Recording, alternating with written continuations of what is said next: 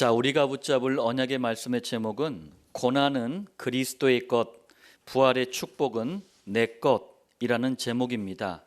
여러분들 제목에 정말 유의를 하시길 바랍니다. 왜냐하면 오늘 할 메시지가 이 제목 안에 다 들어있기 때문에 그래요. 부활절을 앞두고 교회 안에서 흔히 볼 수 있는 풍경이 뭐냐면은 예수님이 얼마나 생고생을 당했는지 아냐.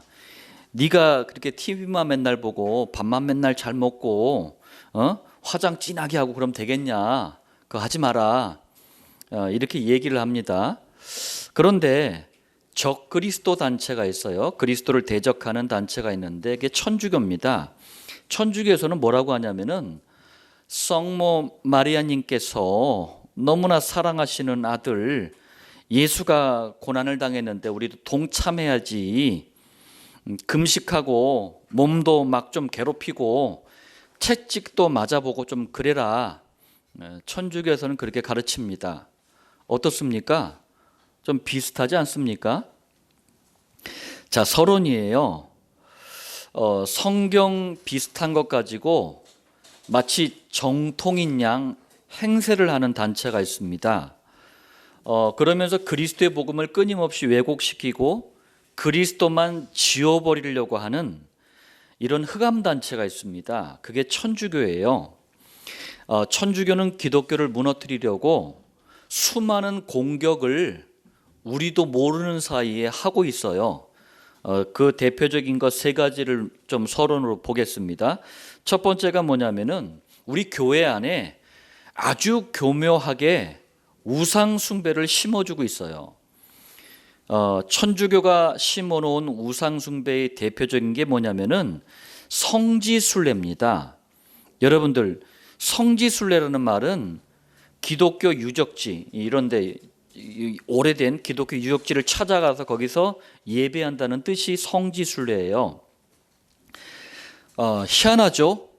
복음적인 교회들은요 단 한 번도 이런 이상한 짓을 한 적이 없어요.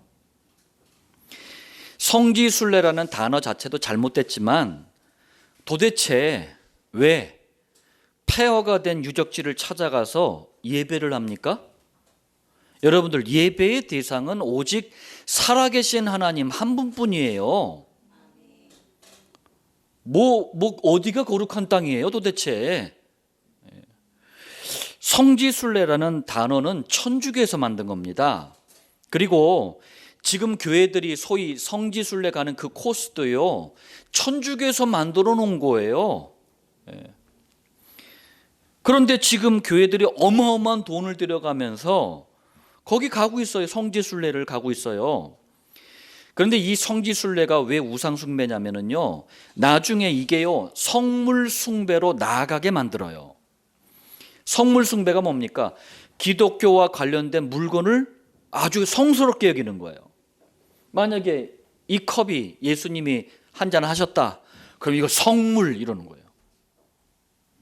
컵은 컵입니다. 자, 그리고 여기서 멈추질 않아요. 반드시 또 성인 숭배로 나아가게 해요, 이게. 자, 이게 무슨 말이냐면은 여러분들 성지순례라는 프로그램을 딱 들여다보잖아요. 방향이 딱 여기에 맞춰져 있어요. 세 가지인데 첫 번째가 지금은 폐허입니다. 저도 예전에 가봤는데 폐허인데 초대교회 예루살렘의 그 초대교회 그리고 시리아에 있는 안디옥 교회 그리고 터키 소아시아가 터키거든요. 터키의 7교회들 그리고 마게도니아 여러 교회들 아무것도 남은 거 없어. 돌 몇 개 남아놨어요. 그런데 가서 막 의미를 막 심어주는 거야. 막 그러다 보면은 자기도 모르는 사이에 내가 지금 거룩한 곳에 서 있구나. 이걸 성지숭배라 그래요. 그리스도만 바라보시길 바랍니다. 자, 그리고 그곳에 있는 다양한 유물들이 좀 남아있단 말이에요. 그걸 또 막 설명을 해, 의미를 부여해. 그러다 보면 이게 성물숭배가 되는 거예요. 하나님만 바라봐야 될 우리가 왜 이런 거 왜 섬기는데 도대체. 그리고 전부 그리스도를 사랑했던 우리 믿음의 선배들은요 나를 존경해라, 나를 예배해라 한 적 없어요. 근데 그런 데 가가지고 막 하다 보면 아유 너무 존경스럽네, 아우 우리가 사랑해야지, 이걸 성인 숭배라고 하는 거예요. 천주교는 교회들이 성지순례라는 이 우상 숭배에 빠뜨려 가지고 그리스도를 자꾸 모르도록 만드는 거예요. 이런데 막 열중하다 보면은 복음이 어디로 가고 없어져. 또 두 번째입니다. 천주교가요, 이 교회들 안에 잘못된 체험을 자꾸 심어주고 있어요. 오늘날 미국 교회가요, 대부분 신비주의에 잡혀 있습니다. 근데 미국 교회의 영향을 가장 많이 받은 게 한국 교회예요. 한국 교회들 또한 거의 신비주의에 잡혀 있어요.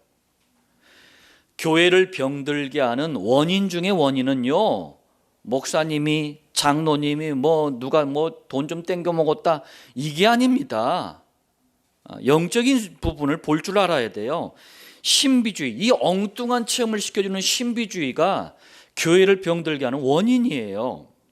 자, 그런데 왜 제가 이 얘기를 하느냐? 천주교는요, 신비주의의 원조예요.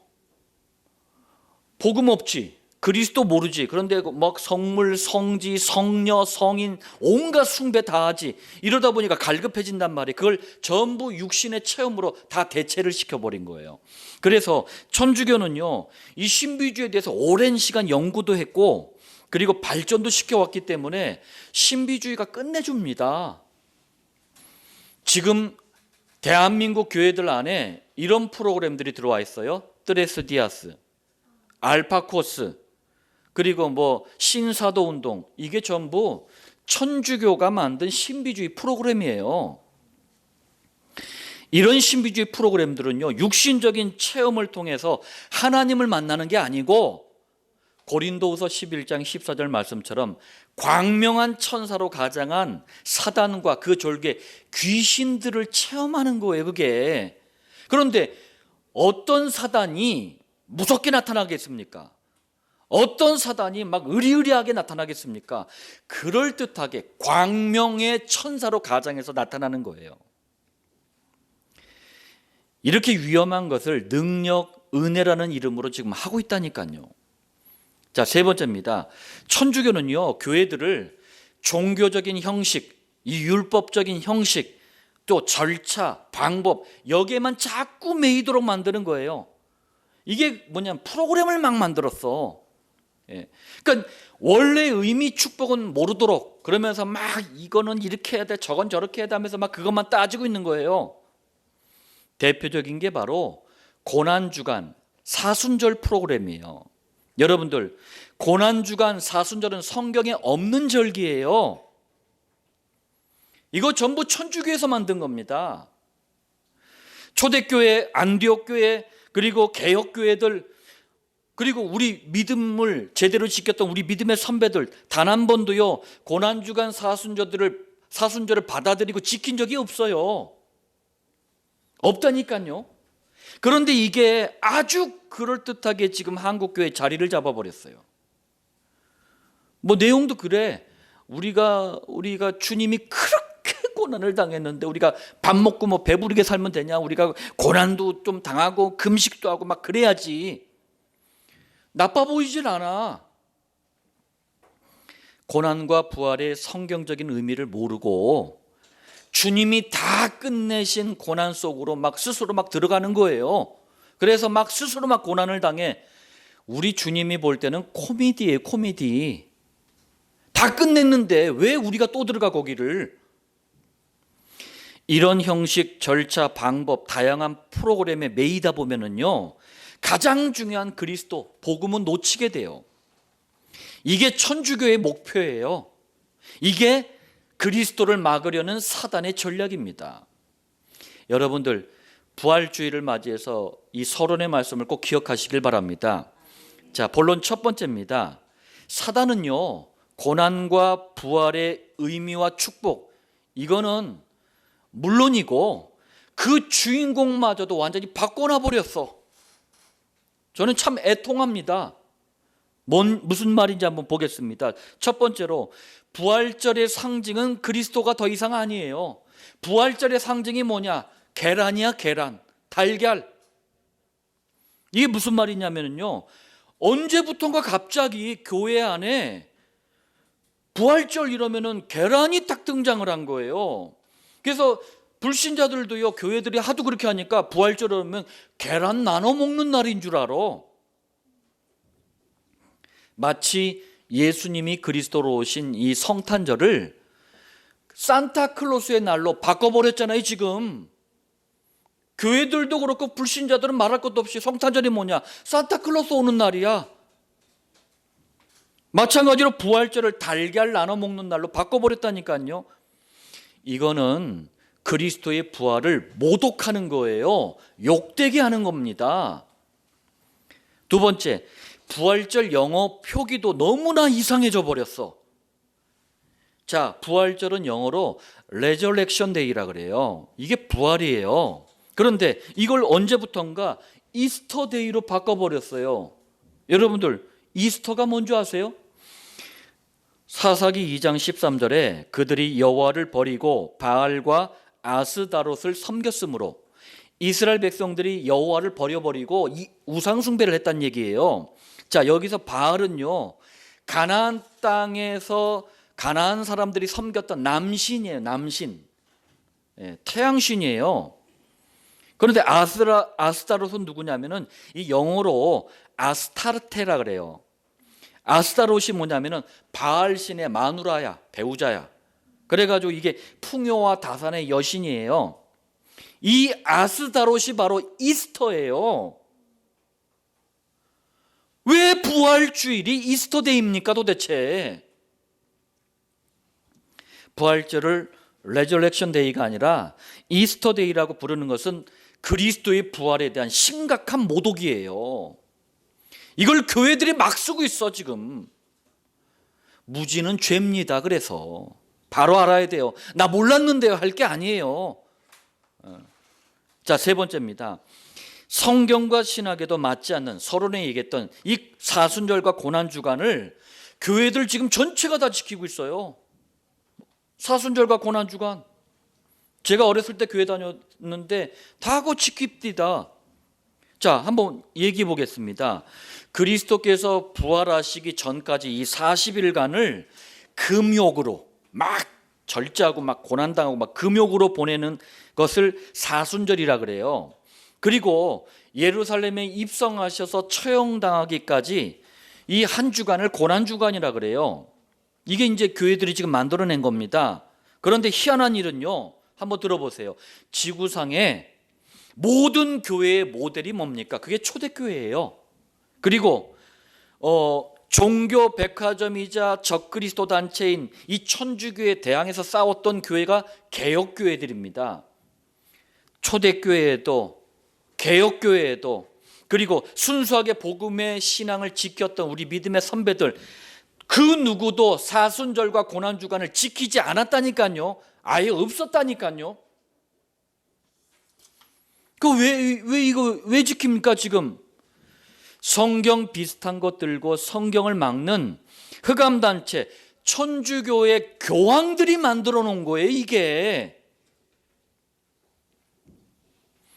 천주교에서 만든 것을 교회들이 버리질 못하고 마치 성경적인 것처럼 지금도 가지고 있는 거예요. 이걸 실제로 천주교에서는요, 사순절 동안 금식을 하고 막 금욕을 하고 고난주간에는요 십자가 체험이라 해가지고 막 십자가 쥐고 다니고 채찍에 맞고 막 그래요.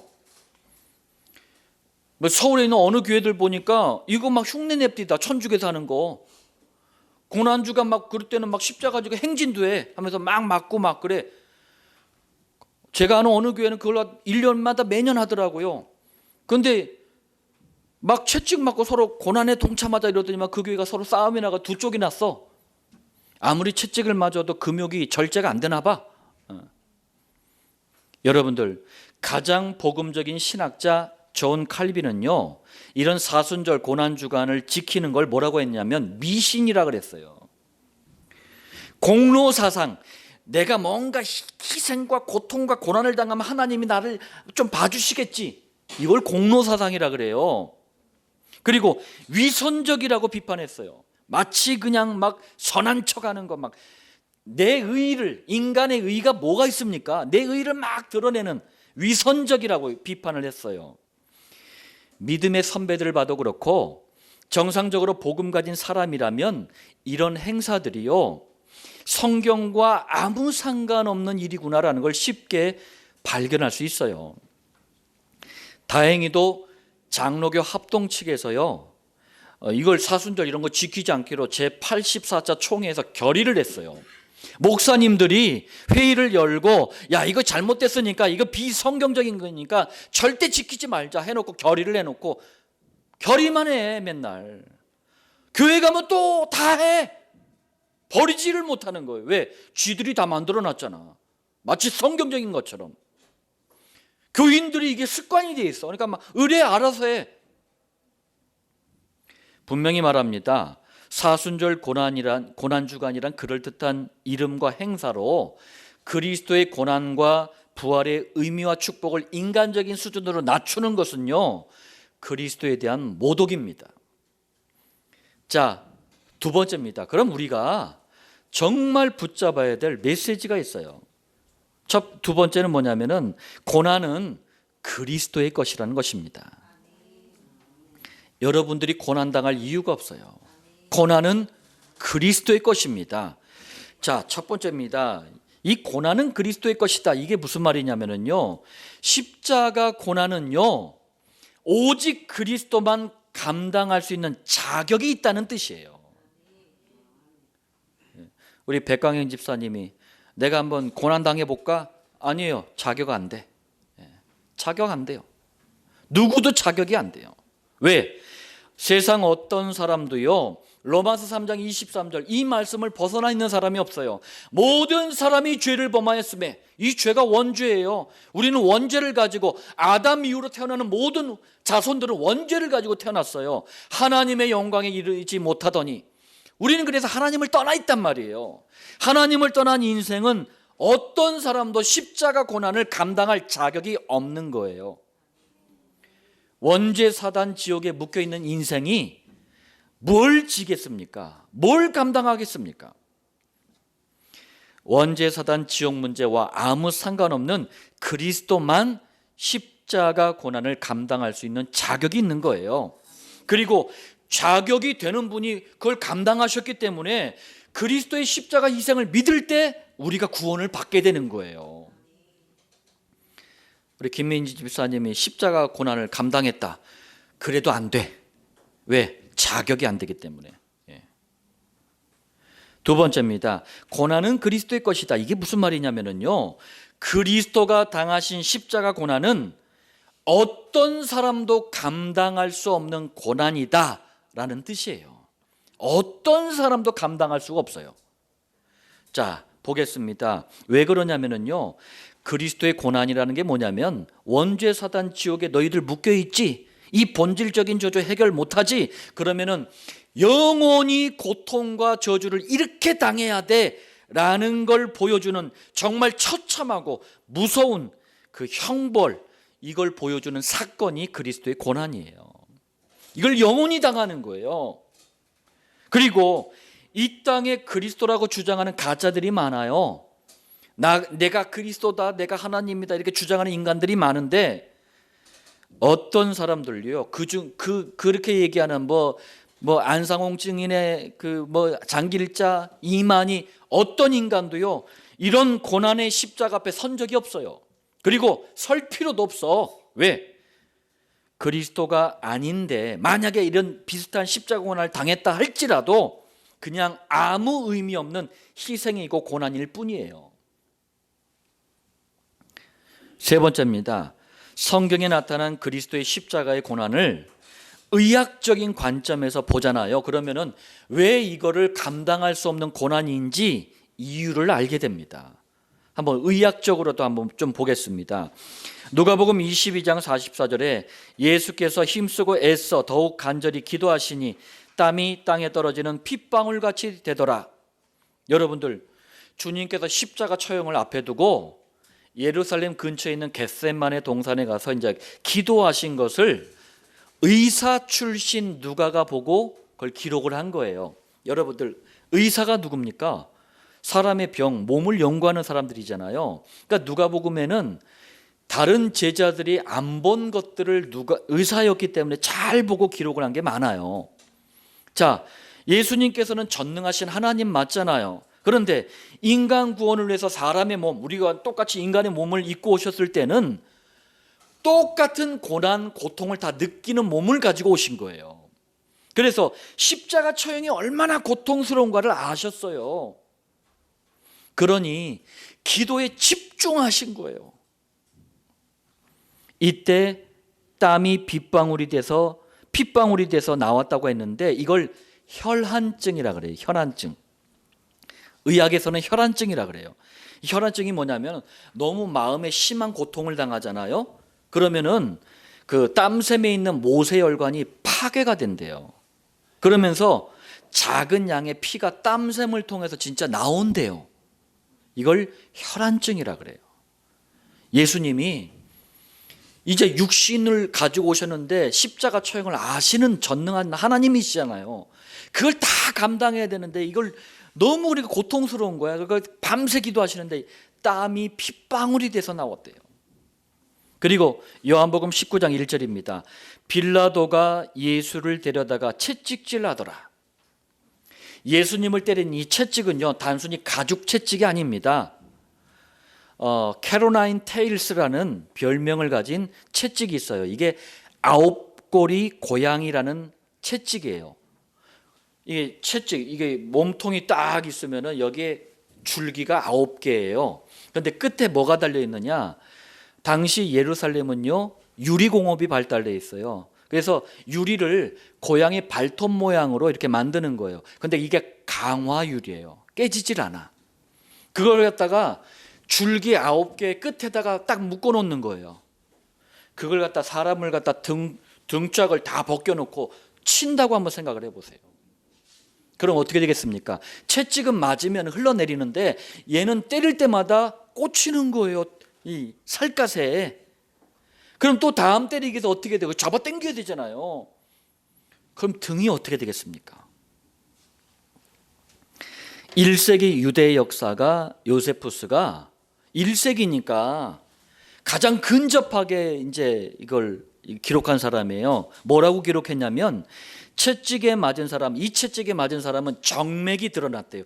정맥이 여러분들 이게 손이나 이런 데 팔 보면은 약간 검붉게 아니면 파랗게 보이는 혈관이 정맥이에요. 이게 다 터져 나왔대요. 드러났대요. 그리고 근육과 뼈의 일부가 노출됐다라고 쓰고 있어요. 요한복음 19장 17절입니다. 예수께서 자기의 십자가를 지시고 해골, 히브리 말로 골고다라는 곳에 나가시니, 예수님께서 십자가를 지고 하셨는데 십자가 무게가 50kg이에요. 그리고 다듬지를 않아서 이 무식한 이 나무를 다듬지 않고 거친 나무로 십자가를 만들었어요. 그리고 빌라도 법정인 안토니오 광장에서 십자가에 매달려 있을 골고다 언덕까지 거리가 약 1.5km예요. 건강한 33살의 남자가 50kg의 십자가를 메고 간다? 1.5km를? 그냥 뭐 힘들지만 할 수 있을 것 같아요. 그런데 33살의 예수님은 수십 대의 그 채찍을 맞았어요. 과다한 출혈로 거의 쇼크 상태예요. 여기에다가 물을 주지 않았어. 그러니까 갈증. 지칠 대로 지쳐가지고 3번이나 쓰러지셨어요. 그러니까 마가복음 15장 21절에 구레네 사람, 구레네가 어디냐면은 저기 북아프리카의 그 시리아, 죄송합니다. 리비아라는 나라가 있어요. 리비아의 수도가 트리폴리예요. 트리폴리가 지금 그 옛날에 구레네입니다. 이 구레네 사람 시몬에게 십자가를 대신 지게 해요. 어차피 십자가에 못 박을 때까지 끌고 가야 되니까. 자, 그리고 마태복음 27장 35절입니다. 그들이 예수를 십자가에 못 박은 후에, 십자가에 못 박을 때 사용한 못이 우리 여러분들 우리 뭐 좀 큰 게 한 요 정도 되잖아요. 그게 아닙니다. 약 18cm. 그러니까 한 요 정도 되는 못이에요. 두께를 제가 봤는데 그때 당시에 십자가 유물 통해서 봤는데 두께가 한 요 정도 되더라고요. 엄지손가락 정도 두께.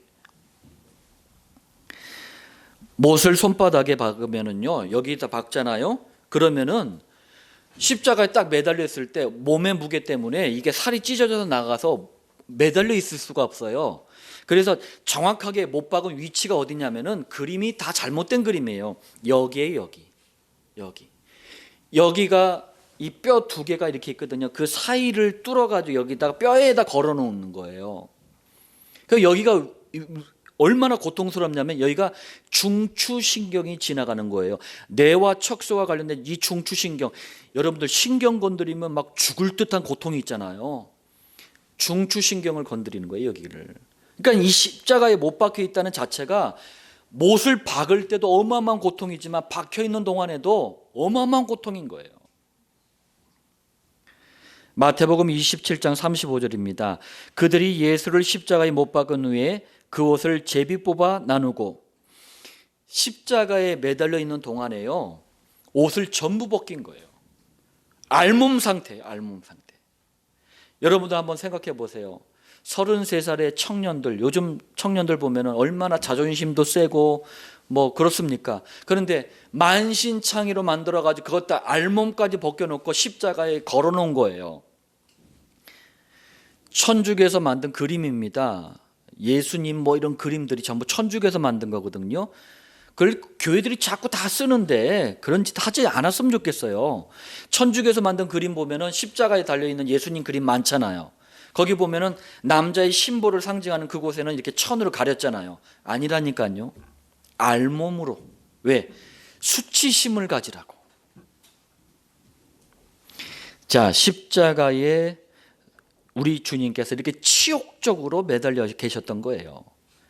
그리고 요한복음 19장 34절에 그중 한 군인이 창으로 옆구리를 찌르니 곧 피와 물이 나오더라. 자, 십자가에 매달린 지 3시간 만에 호흡곤란, 그리고 과다출혈로, 너무 피를 많이 쏟으신 거예요. 과다출혈로 사망을 하셨어요. 육신이 이제 죽으신 거죠. 이때 로마 군인들이 죽음을 확인하려고 매달려 있는 장대, 이게 십자가에 매달려 있는 예수님을 향해서 창으로 옆구리를 찔렀어요. 매달려 있는 예수님의 옆구리를 창으로 찔렀다는 얘기는 심장을 관통하게끔 찔렀다는 얘기예요. 옆구리를 통해서 심장을 관통하게. 이때 물과 피가 쏟아져 나왔다 그래요. 자, 십자가 고난과 처형은 인류 역사상 가장 고통스럽고 가장 치욕적이고 가장 잔인한 살해 방법이에요. 그래서 예수님의 십자가 사건 이후로 이 세계 역사에 보면 십자가 처형이 사라져 버려요. 이런 고난을 그리스도께서 우리가 가진 원죄 사단 지옥 문제 해결을 위해서 감당하신 거예요. 더 이상 우리는 감당할 고난이 없는 줄 믿으시길 바랍니다. 고난은 그리스도의 것으로 끝난 줄 믿으시길 바랍니다. 본론 3번째입니다. 이 고난은 이제 그리스도 것이에요. 끝난 고난입니다. 그런데 그리스도가 어떻게 하셨어요? 다시 부활하셨어요. 부활의 축복은 바로 내 것입니다. 부활의 축복은 바로 구원받은 성도 여러분들의 것입니다. 의미를 설명해 드릴게요. 첫 번째로 창세기 3장에서 시작된 원죄 사단 지옥이라는 본질적인 저주 문제를 그리스도께서 정말 해결하셨다. 이 축복된 증거가 뭐냐? 그게 바로 부활이에요. 만약에 고난당하고 죽으시고 그걸로 끝이다 그러면 그거는 아무 의미가 없는 거예요. 반드시 살아나야 돼. 무슨 얘기입니까? 우리가 당해야 될 고난, 이 창세기 3장의 고난은 영원히 죽을 수밖에 없는 고난인데 그리스도께서 다시 죽음을 이기고 사신 것처럼 우리도 그리스도 믿을 때 다시 산다. 이게 부활이거든요. 그리고 부활의 축복을 내 것으로 붙잡은 사람을 뭐라고 합니까? 그걸 바로 성도라 그래요. 그렇다면 두 번째입니다. 성도가 붙잡은 그리스도의 부활의 축복은 도대체 어떤 것인지를 보겠습니다. 요한복음 1장 12절이에요. 영접하는 자, 곧 그 이름을 믿는 자들에게는 하나님의 자녀가 되는 권세를 주셨으니, 부활하신 그리스도를 믿고 영접하는 순간 원죄 사단 지옥을, 그 문제 때문에 내가 당해야 될 모든 고난에서 빠져나와서 이제 하나님의 자녀가 되는 겁니다. 요한복음 14장 16절에서 17절 또 26절에 보니까 자녀의 마음속에는 부활하신 그리스도가 늘 함께 계셔요. 왜? 말씀을 따라 우리를 세밀하게 인도하시려고. 세상을 험하다고 얘기합니다. 맞아요. 세상은 어렵다고 얘기합니다. 맞아요. 그래서 그리스도께서, 부활하신 그리스도가 함께 하시는 거예요. 요한복음 14장 14절입니다. 내 이름으로 무엇이든지 내게 구하면 내가 행하리라. 하나님 자녀가 부활하신 그리스도 이름으로 기도할 때 아버지 하나님은 응답하시는 거예요. 누가복음 10장 19절입니다. 내가 너희에게 뱀과 정갈을 밟으며 원수의 모든 능력을 제어할 권능을 주었으니 너희를 해칠 자가 결단코 없으리라. 부활하신 그리스도 예수 이름 앞에서요, 벌벌 떠는 존재가 있어요. 그 존재가 모든 사람의 실패와 고통의 배후에서 역사하는 사단입니다. 이거는 어떤 영웅도 할 수가 없어요. 그리스도 예수의 부활을 믿는 하나님의 자녀만 할 수 있는 축복입니다. 히브리서 1장 14절, 모든 천사들은 섬기는 영으로서 구원받을 상속자들을 위하여 섬기라고 보내심이 아니냐. 그리스도의 부활을 믿는 여러분들이 가는 곳마다 하나님은 천사들을 보내서 보호하고 지켜주는 줄 믿으시길 바랍니다. 빌립보서 3장 20절이에요. 우리의 시민권은 하늘에 있는지라. 그리스도의 부활을 믿는 여러분들은 이제 이 땅에 사는 동안 천국의 배경과 보호를 누리다가 하나님이 부르실 때 영원한 천국에 가는 거예요. 마태복음 28장 18절로 20절, 너희는 가서 모든 민족을 제자로 삼아. 부활하신 그리스도께서 성도인 여러분들에게 가정과 가문을 살리고 지역과 시대와 민족과 세계를 살리라고 전도자로 부르신 줄 믿으시길 바랍니다. 전도자들은 부활의 증인들입니다. 고난은 그리스도의 것입니다. 오로지 우리에게 있는 축복은 뭡니까? 부활의 축복만 있습니다. 자, 결론입니다. 예수님 오시기 700년 전에 활동했던 이사야 선지자가 53장 4절로 6절에 고난은 그리스도의 것이다, 부활의 축복은 우리 내 것이다, 이 사실을 분명하게 말씀하고 있어요. 한번 확인해 보겠습니다. 오늘 이 본문에요, 그와 우리라는 단어가 계속 나와요. 첫 번째로 그가 누구냐면요, 장차 원죄 사단 지옥 문제 해결을 위해 700년 후에 오실 그리스도를 그라고 표현을 해놨어요. 자, 고난은 그리스도의 그리스도의 것임을 강조하기 위해서 그라는 단어가 몇 번 나온 줄 아십니까? 7번이나, 짧은 요 4절에서 6절에 7번이나 나와요. 그래서 그 그리스도라는 단어 다음에는요, 고난당할 내용이 소개가 되어 있습니다. 53장 4절, 그는 실로 우리의 질고를 지고, 질고가 뭐예요? 병으로 인한 고통을 얘기합니다. 저희 고대 안산병원 가보니까 안산 시민이 한 70만 전후로 되는데 안산 시민은 다 아픈 것 같아. 너무 그렇게, 이게 하나님 떠난 고통이에요. 자, 그가 우리의 질고를 짊어졌대요. 우리의 슬픔을 당하였거늘 그는 징벌을 받아, 징벌이 벌 받는 걸 징벌이라 그래요. 5절, 그가 찔림은, 그가 상함은, 그가 징계를 받음으로, 그가 채찍에 맞음으로. 그리스도가 당한 고난의 내용들을 쭉 나열을 하는 거예요. 6절, 우리 모두의 죄악을 그에게 담당시키셨도다. 맡겼다는 얘기예요. 떠맡겼다. 제가 지은 죄악을 누가 떠맡을 수가 있겠습니까? 두 번째, 우리라는 단어가 나오는데 우리는 뭐냐면은 그 그리스도의 고난의 축복을 내 것으로 만든 성도, 바로 여러분들을 우리라 그러는 거예요.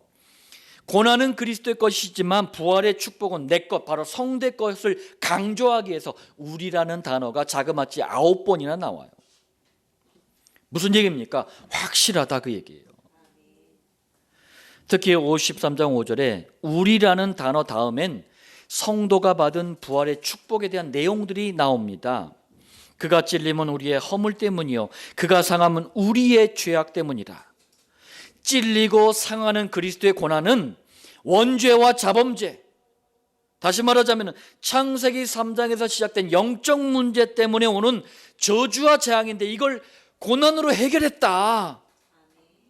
그리고 부활하심을 믿는 우리 성도들은 더 이상 영적 문제에 매이지 않아도 된다. 이게 부활의 축복이에요. 또 그가 징계를 받음으로 우리는 평화를 누리고, 징계를 당하는 그리스도의 고난은 창세기 3장에 매여 있어가지고 늘 정신과 마음, 생각이 시달리고 막 짓눌리고 이 문제에 대한 해방이다. 그리고 부활하신 사실을 믿는 우리 성도는 정신과 마음의 문제에서 평화, 해방이 됐다. 그 얘기입니다. 그가 채찍에 맞음으로 우리는 나음을 받았도다. 채찍에 맞는 그리스도의 고난은 창세기 3장의 결과예요. 그게 뭡니까? 모든 육신의 문제들, 이것에 대한 해결이다.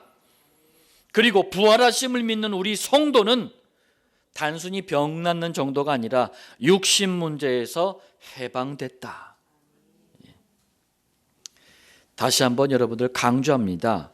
고난은 그리스도의 것입니다.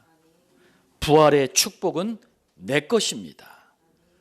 부활주의를 맞아 이 말씀의 성취를 누리는 증인들 되시길 예수님 이름으로 축원드립니다.